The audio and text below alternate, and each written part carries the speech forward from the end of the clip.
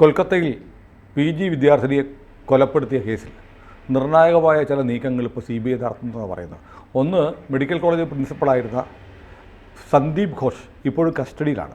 അയാൾക്ക് ആശുപത്രി കേന്ദ്രീകരിച്ചുണ്ടായിരുന്ന ചില റാക്കറ്റ്, മയക്കുമരുന്ന്, ഡ്രഗ് മാഫിയ എന്നൊക്കെ പറയുന്ന ആക്ഷേപങ്ങൾ വന്നിരുന്നു. അതോടൊപ്പം തന്നെ ഇപ്പോൾ കേട്ട മറ്റൊരു വാർത്ത, പ്രതിയായ സഞ്ജയ് പോളിഗ്രാഫ് ടെസ്റ്റിന് കൊണ്ടുപോകാൻ പോവാണ്. അയാൾ പരസ്പര വിരുദ്ധമായി പറയുന്നു. അയാൾ പോളിഗ്രാഫ് വേണ്ടി വന്ന നാർക്കോ അനാലിസിസ് വരെ നടത്താൻ ചീഫ് ജുഡീഷ്യൽ മജിസ്ട്രേറ്റിൻ്റെ അനുമതി വാങ്ങിയിട്ടുണ്ട്. അത് രണ്ടും ഓൾറെഡി നമ്മൾ കേട്ടൊരു വാർത്തയാണ്. മറ്റൊരു വാർത്ത ഇപ്പോൾ കേൾക്കുന്നത് ഏറ്റവും പ്രധാനപ്പെട്ടൊരു സംഭവം, ഈ പെൺകുട്ടിയുടെ ജഡം പോലീസാണ് പോസ്റ്റ്മോർട്ടത്തിന് കൊണ്ടുപോയി. അവിടുത്തെ ക്രെമറ്റോറിയത്തിൽ കൊണ്ടുവന്നു. ക്രെമറ്റോറിയത്തിൽ കൊണ്ടുവരുമ്പോൾ 3 ജഡങ്ങൾ, ഈ പെൺകുട്ടിയുടെ ഉൾപ്പെടെ 3 ജഡങ്ങളുണ്ടായിരുന്നു. പെൺകുട്ടി മരിക്കുന്നതിന് മുമ്പേ മരിച്ച 2 ജഡങ്ങൾ അവിടെ ദഹിപ്പിക്കാൻ വേണ്ടി കാത്തിരിക്കുമ്പോൾ പോലീസ് ഇടപെട്ട് വളരെ പെട്ടെന്ന് ഏറ്റവും അവസാനം കൊണ്ടുവന്ന ഈ ജഡം പെട്ടെന്ന് ഡീകമ്പോസ്ഡ് ആവും, അഴുകാൻ സാധ്യതയുണ്ടെന്ന് പറഞ്ഞ് വളരെ പെട്ടെന്ന് ആ ജഡം ദഹിപ്പിച്ചു എന്നാണ് പറയുന്നത്. അത് പോലീസുകാരുണ്ടായിരുന്ന മുഴുവൻ പോലീസ് ബന്ദോബസ്തിൽ ചെയ്തു എന്നാണ് പറയുന്നത്. ഇപ്പോൾ പെട്ടെന്ന് ഞാൻ ഓർക്കുന്നത്, ഈ വർഷങ്ങൾക്ക് മുമ്പ് ഈ ഹാത്രാസിൽ ഒരു സംഭവം ഉണ്ടായില്ലേ, 2020 സെപ്റ്റംബർ 30 ഹാത്രാസിലെ ഈ പെൺകുട്ടിയുടെ ജഡം പോലീസ് വലിയ തോതിൽ ബലം പ്രയോഗിച്ച് പുലർച്ചെ 2:45 ദഹിപ്പിച്ചു എന്നും പറഞ്ഞ് വലിയ കോളൊക്കെ രാജ്യത്തൊക്കെ ഉണ്ടായി. TMC, അതായത് ഈ പറയുന്ന മമതാ ബാനർജിയുടെ തൃണമൂൽ കോൺഗ്രസ് അങ്ങോട്ടൊരു ഡെലിഗേഷൻ വരെ അയച്ചു. അതുകൊണ്ട് ഇവൾ എൻ്റെ മകളാണ്, ഞങ്ങളുടെ മകളാണെന്നായിരുന്നു മമത പറഞ്ഞത്. ഈ പറയുന്ന മമത എന്ന് പറയുന്ന ഈ യക്ഷിയുടെ നാട്ടിൽ അതിനേക്കാളും ഭീകരമായ കൃത്യങ്ങളാണ് നടക്കുന്നത്. അപ്പോൾ എനിക്ക് ആകെ ആശ്വാസമായിട്ട് തോന്നിയത് അവിടുത്തെ ഹൈക്കോടതി വളരെ കാര്യമായി ഇടപെടുകയും അവിടുത്തെ പ്രിൻസിപ്പളിനെ പുറത്താക്കുകയും പ്രിൻസിപ്പളിനെ വീണ്ടും നിയമിക്കാനുള്ള മമതയുടെ ശ്രമം പരാജയപ്പെടുത്തി. ഒരാഴ്ച സമയം ചോദിച്ചു, 24 മണിക്കൂറെങ്കിലും സമയം ചോദിച്ച മമതയുടെ ആവശ്യങ്ങൾ തള്ളി ഇമ്മീഡിയറ്റ്ലി CBI അന്വേഷണത്തിൽ ഉത്തരവിട്ടു. എന്നിട്ട് സുപ്രീം കോടതി അന്വേഷണത്തിൽ നേരിട്ട് മോണിറ്റർ ചെയ്ത് റിപ്പോർട്ട് തേടാനിരിക്കുകയാണ്. അപ്പോൾ അതുമായി ബന്ധപ്പെട്ട് പുതിയ ചില ഡെവലപ്മെൻറ്റ്സ് CBIയുടെ ഭാഗത്തുനിന്ന് ഉണ്ടാകുന്നു എന്നാണ് ഇപ്പോൾ അറിയുന്നത്. അതിൻ്റെ വിശദാംശങ്ങളൊന്ന് പറയാമോ? CBI ഇപ്പോൾ ശരിക്കും ചെന്ന് മുട്ടിയിരിക്കുന്നത് റാക്കറ്റിലാണ്. റാക്കറ്റ് ഉണ്ടെന്നുള്ളത് ഇപ്പോൾ ശരിയാവുകയാണ്.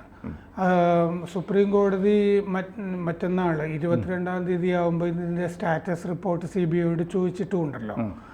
അപ്പോൾ മാത്രമല്ല, നേരത്തെ സുനിൽ പറഞ്ഞ പോലെ ആ പ്രിൻസിപ്പല് ഈ കുട്ടിയുടേത് ആത്മഹത്യയാണെന്ന് ആദ്യമേ സന്ദീപ് ഘോഷ് മാത്രമല്ല സിറ്റി പോലീസ് കമ്മീഷണറെ അറസ്റ്റ് ചെയ്യണമെന്ന് TMCയുടെ രാജ്യസഭാ MP കഴിഞ്ഞ ദിവസം ആവശ്യപ്പെട്ടു. അതെ അപ്പോൾ ആവശ്യപ്പെട്ടിരുന്നു, അധികാരി അയാളെ പുറത്താക്കി, അതെ സസ്പെൻഡ് ചെയ്തു. അപ്പോൾ ഇവർ CBI കണ്ടെത്തിയതായിട്ട് പറഞ്ഞിരിക്കുന്നത് bribe four transfer and postings, അങ്ങനെ ഒരു റാക്കറ്റ്. ഈ ഡോക്ടർമാരുടെ ഈ ആർജിക്കർ ആശുപത്രി മാത്രമല്ല, മൊത്തത്തിൽ ഉള്ള മെഡിക്കൽ കോളേജുകളിൽ മൊത്തത്തിലുള്ള ട്രാൻസ്ഫർ ആൻഡ് പോസ്റ്റിംഗ് അത് തന്നെ. കാരണം മമതയാണല്ലോ ആരോഗ്യമന്ത്രി, മമതയാണ്. അതെ. അപ്പോൾ അതിൻ്റെ ഒരു റാക്കറ്റ്. പിന്നെ ഇല്ലീഗൽ മെഡിക്കൽ സിൻഡിക്കേറ്റ്, മരുന്ന് വിൽപ്പന വാങ്ങുന്നത്.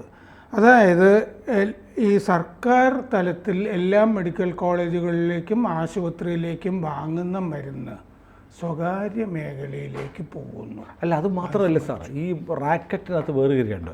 അതായത് ഈ ആശുപത്രികൾക്ക് മാത്രം ട്രീറ്റ്മെൻറ്റ് പർപ്പസിന് മാത്രം വാങ്ങാവുന്ന ചില മെഡിസിൻ, ഇപ്പോൾ പെത്തഡിൻ നമുക്ക് പ്രൈവറ്റ് പേഴ്സൺസ് വാങ്ങാൻ പറ്റില്ല. ചികിത്സയുടെ ആവശ്യമായി ആശുപത്രികൾക്ക് വാങ്ങാം. ഇത് ഹൈ ഗ്രേഡ് മയക്കുമരുന്നാണ്, ഡ്രഗാണ്, പുറത്ത് കിട്ടില്ല. ഇത്തരം മയക്കുമരുന്നുകൾ ആശുപത്രിക്ക് വേണ്ടി വാങ്ങുക, എന്നിട്ടിത് ബ്ലാക്ക് മാർക്കറ്റിൽ വിൽക്കുക. ഇങ്ങനൊരു മാഫിയ ഉണ്ട്. മരുന്ന് മാഫിയ എന്ന് പറയുമ്പോൾ നമ്മൾ വളരെ നിഷ്കളങ്കമായി കരുതും, വില ക്വാളിറ്റി കുറഞ്ഞ മരുന്ന് മേടിക്കുന്നതായിരിക്കാം, അല്ലെങ്കിൽ ആശുപത്രിയിൽ മേടിക്കുന്ന മരുന്ന് പുറത്തേക്ക് കടത്തുന്നതായിരിക്കാം. അതല്ല ഈ ആർജിക്കർ ഉൾപ്പെടെയുള്ള ആശുപത്രികളിലേക്ക് വാങ്ങുന്ന ഇതുപോലത്തെ സാധാരണ പ്രിസ്ക്രിപ്ഷനിൽ കിട്ടാത്തത് വില കൂടിയ മരുന്നുമൊക്കെ സ്വകാര്യ മേഖലയിലേക്ക് കടത്തുന്ന റാക്കറ്റ് അവിടെ വളരെ ഇല്ലീഗലായിട്ടുള്ള ഡ്രഗ്സിന്റെ സ്വഭാവത്തിൽപ്പെടുന്ന മരുന്നുകളും പെടും. അപ്പോൾ ഈ കാര്യങ്ങളിൽ ഈ 31 വയസ്സുള്ള ഈ വിദ്യാർത്ഥിനി അവർ പ്രതിഷേധിച്ചിരുന്നു. പിന്നെ ഈ ട്രാൻസ്ഫർ പോസ്റ്റിങ്സ് ഇഷ്ടപ്പെട്ട സ്ഥലത്തേക്ക് മാറ്റാൻ ഈ റാക്കറ്റിന് 20 ലക്ഷം രൂപ മുതൽ 30 ലക്ഷം രൂപ വരെ ഡോക്ടർമാർ കൊടുക്കണമായിരുന്നു എന്ന് അല്ല, കാരണം ഈ റാക്കറ്റിന് ഭരണം നടത്തുന്നവരുമായിട്ട് ബന്ധമുണ്ട്. മാത്രമല്ല വളരെ പ്രധാനപ്പെട്ട ഒരു സംഭവം കൂടിയുണ്ട്. CBI സംഘം പോലീസ്, CBI സംഘം അല്ല, CBI സംഘത്തോട് പെൺകുട്ടിയുടെ പേരൻസ് പറഞ്ഞാണ്. അതായത് പോലീസ് ഇവളുടെ ഡയറി കാണിച്ചു. ഈ പെൺകുട്ടി ഡയറി എഴുതുന്നുണ്ടായിരുന്നു. ഡയറി കൊണ്ടുപോയി കഴിയുമ്പോഴത്തേക്ക് വളരെ പ്രധാനപ്പെട്ട ചിലത് സംഭവിക്കാനുണ്ട് എന്ന് ഇവൾ കുറിപ്പെഴുതിയിരുന്നു മരിക്കുന്നതിന് മുമ്പ്.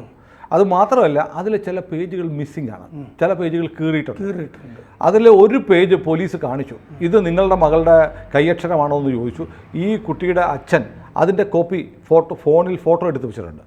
അപ്പോൾ അതിനകത്തൊക്കെ ഈ പെൺകുട്ടിയുടെ ഡയറിയിൽ നിന്ന് ചില പേജുകൾ കാണാതായത് സംശയാസ്പദമാണ്.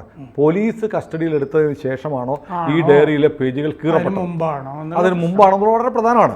കാരണം ഇവിടെ നടക്കുന്ന ഇല്ലീഗൽ ഈ ട്രാൻസാക്ഷൻസ്, ഡ്രഗ് മാഫിയമായിട്ടുള്ള ഈ രണ്ട് കാര്യത്തിലും ഈ മീറ്റിങ്ങുകൾ നടക്കുമല്ലോ, യോഗങ്ങൾ, ആ യോഗങ്ങളിൽ ഈ കുട്ടി പ്രൊട്ടസ്റ്റ് ചെയ്തതായിട്ട് CBI പ്രൊട്ടസ്റ്റ് ചെയ്തെന്ന് മാത്രമല്ല, അത് സ്വന്തം നിലയ്ക്ക് ഈ കാര്യങ്ങൾ മനസ്സിലായി.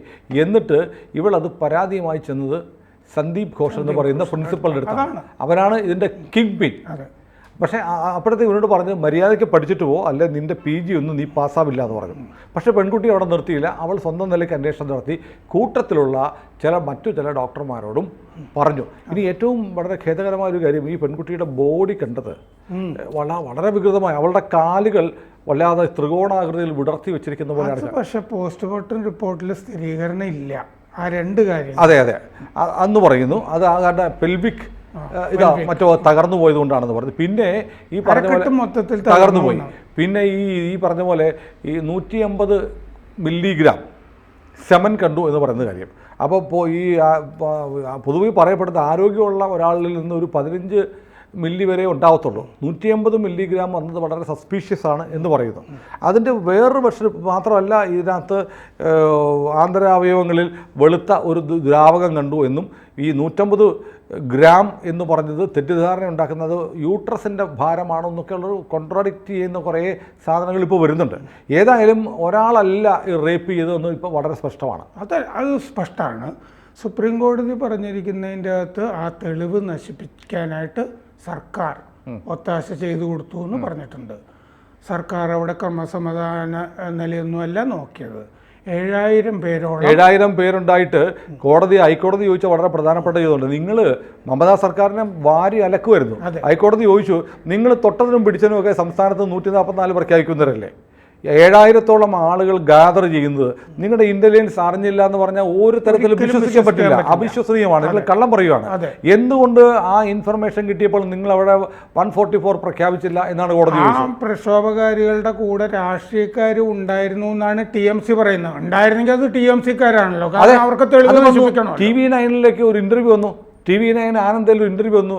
അവിടുത്തെ ജിം നടത്തുന്ന ഒരുത്തൻ, അവിടുത്തെ ജിം ട്രെയിനർ, അവൻ ജിമ്മനായിരിക്കും, ഗുണ്ടയാണ്. അവൻ ഉൾപ്പെടെയുള്ള ആൾ, അവൻ അഭിമാനത്തോടെയാണ് ചാനലിൽ പറയുന്നത് ഞാനുണ്ടായിരുന്നു തല്ലിപ്പൊളിക്കാരെന്ന്. അവൻ TMC-കാരനാ. പിന്നെ സുപ്രീം കോടതി പറഞ്ഞിട്ടുണ്ട് 8:30 ബോഡി വിട്ടുകൊടുത്തു, അപ്പോഴും FIR രജിസ്റ്റർ ചെയ്തു. അതെ അതൊക്കെ ഒരു നീതിന്യായ വ്യവസ്ഥ നിലനിൽക്കുന്നില്ല ബംഗാളിൽ നിന്ന് സുപ്രീം കോടതി എന്ന് പറഞ്ഞിട്ടുണ്ട്. കോൺസ്റ്റിറ്റ്യൂഷണൽ ബ്രേക്ക് ഡൗൺ എന്ന് ഹൈക്കോടതി തന്നെ പറഞ്ഞതാണ്. ഇനിയിപ്പോൾ മറ്റന്നാൾ എന്തായാലും സുപ്രീം കോടതിയുടെ മേൽനോട്ടം വരികയാണ്. നാഷണൽ പ്രോട്ടോക്കോള് ഇങ്ങനത്തെ സംഗതികളൊക്കെ വരാൻ പോകുന്നു. ടാസ്ക് ഫോഴ്സ് വരാൻ പോകുന്നു. പക്ഷേ CBI ഇതിലാണ് ചെന്ന് മുട്ടിയിരിക്കുന്നതെന്ന് ഇപ്പോൾ റിപ്പോർട്ടുകളുണ്ട്. അപ്പം മറ്റന്നാളത്തോടുകൂടി ഏതാണ്ട് മമതയുടെ ഭരണത്തിൻ്റെ ഒരു അന്ത്യം കുറിക്കുന്ന ജനകീയ പ്രക്ഷോഭത്തിലേക്ക് ഇത് പോകുന്നതിൻ്റെ മട്ടാണ് കാണുന്നത്. കാരണം സന്ദേശ് ഗലി സംബന്ധിച്ചിട്ടൊരു വലിയ ജനകീയ പ്രക്ഷോഭം ആ സംസ്ഥാനത്ത് രൂപപ്പെട്ടില്ലായിരുന്നു അന്ന്. അത് രാഷ്ട്രീയ പാർട്ടികളാണ്. പക്ഷേ ഇതിൻ്റെ അകത്തിപ്പോൾ ജനങ്ങളാണ് പ്രക്ഷോഭത്തിൻ്റെ മുൻനിരയിലുള്ളത്. ഞങ്ങളെ വിശ്വസിക്കുമെന്നാണ് സുപ്രീം കോടതി പറഞ്ഞിരിക്കുന്നത്. അത് പ്രക്ഷോഭം അവസാനിപ്പിക്കാൻ വേണ്ടിയിട്ടാണ്.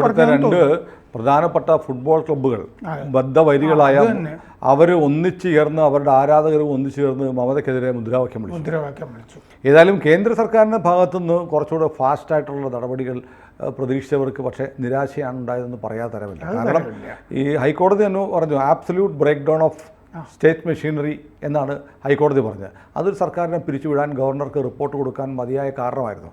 അങ്ങനെ പിരിച്ചുവിട്ടാൽ മമതയ്ക്ക് അനുകൂലമായി ഒരു വേവ് രാജ്യത്തുണ്ടാവില്ലായിരുന്നു. ഉണ്ടാവില്ലായിരുന്നു. മമതയ്ക്കെതിരായ ഒരു പേടിച്ചിട്ടാണ് ചെയ്യുന്നത്. പക്ഷേ അനുകൂലമായ സാഹചര്യം മമതയ്ക്കെതിരായി രാജ്യത്തെ സകലരും നിൽക്കുന്ന സമയത്ത് CPM എതിരാണ്.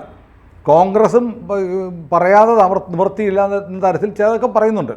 അധീർ രഞ്ജൻ ചൗധരി ഇല്ലല്ലോ. കോൺഗ്രസിന് ബംഗാളിൽ വലിയ കഥയൊന്നും പണ്ടും ഇല്ല. ഏതായാലും CPM നെഹ്റു ഉണ്ടായിരുന്ന കാലത്തും ബംഗാളിൽ പോവില്ലല്ലോ. ഏതായാലും CPM അവിടെ പ്രക്ഷോഭത്തിലാണ്. ഇവിടെ CPM അനങ്ങുന്നില്ലെങ്കിലും അങ്ങനെ അനുകൂലമായിരുന്നു മമതയെ പുറത്തു നിർത്താൻ. ഇനി അതിനെതിരെ മമത കോടതിയിൽ പോയി ജയിച്ചാൽ പോലും അതിൻ്റെ ഗ്യാപ്പിൽ ഒരുപാട് കാര്യങ്ങൾ കേന്ദ്ര സർക്കാരിന് ചെയ്യാൻ കഴിയുമായിരുന്നു. അത്തരം ഒരു അവസരം കേന്ദ്രം കളഞ്ഞു കുളിച്ചോ എന്നൊരു സംശയം ബാക്കി നിൽക്കുന്നുണ്ട്. ഇപ്പോഴും CBIയുടേത് ഈ ദിശയിലേക്കാണ് എന്തായാലും നീങ്ങുന്നത്. ഇതിലെ ആരോഗ്യമന്ത്രി അവരാണ് എന്നുള്ളത് കൊണ്ട് അവര് ശരിക്കും പ്രതിസ്ഥാനത്താണ് മമതാ ബാനർജി നിൽക്കുന്നത് ഈ സംഭവത്തിൽ. ഏതായാലും നരേന്ദ്രമോദി ഫാസിസ്റ്റ് ആവാത്തതിൻ്റെ ചില കുഴപ്പങ്ങൾ നമുക്ക് വീണ്ടും ഫീൽ ചെയ്യുന്നുണ്ട്. അദ്ദേഹം ഈ തെരഞ്ഞെടുപ്പിന് ശേഷം തീരെ ഫാസിസ്റ്റ് ആയിട്ടില്ല. മുമ്പായിട്ടുണ്ടോ? ഒരു കാലത്തും ആയിട്ടില്ല. അതെ, നാം മതേതരത്വവാദിയായിട്ടുണ്ടോ അങ്ങനെയും പറയാൻ വയ്യ. ഇത് പണ്ടാരോ പറഞ്ഞ പേരുമായി കൊച്ചുമില്ല എന്ന് പറഞ്ഞ പോലെ ആയിപ്പോയി നരേന്ദ്രമോദിയുടെ അവസ്ഥ. പക്ഷേ ബംഗാളിൽ മമതയെ ഒതുക്കാനുള്ള സുവർണാവസരമായിരുന്നു. അത് നഷ്ടപ്പെടുത്തി CBIയുടെ റിപ്പോർട്ടിലെങ്കിലും സംസ്ഥാന സർക്കാരിൻ്റെ വീഴ്ചകൾ ചൂണ്ടിക്കാട്ടിയാൽ അതൊരു അവസരമാക്കിയെങ്കിലും കേന്ദ്രം ഉപയോഗിച്ചാൽ ബംഗാൾ ജനതയെ ഗ്രസിച്ചിരിക്കുന്ന ഒരു മഹാവിപത്ത് ഒഴിവായി കിട്ടും. ബംഗാൾ ജനത അനുഗ്രഹിക്കുകയും ചെയ്യും. അതെ, സർവാത്മന. ഇക്കുറി മമതയ്ക്ക് നിലതെറ്റിട്ടുണ്ട്. നന്ദിഗ്രാമും സിംഗൂരിനും സമാനമായ ഒരവസ്ഥയാണ് RG കാർ ആശുപത്രിയിൽ ഉണ്ടായിരിക്കുന്നത്. കേന്ദ്രം അത് മുതലാക്കിയാൽ രാഷ്ട്രീയമായും നല്ലതാണ്, ഇന്ത്യൻ ജനാധിപത്യത്തിനും വളരെ നല്ല കാര്യമാണ്. അതെ. കൂടുതൽ വാർത്തകളും വിശേഷങ്ങളും നിങ്ങളിലേക്ക് എത്താൻ ABC മലയാളം സബ്സ്ക്രൈബ് ചെയ്യുക, ബെൽ ബട്ടണും അമർത്തുക.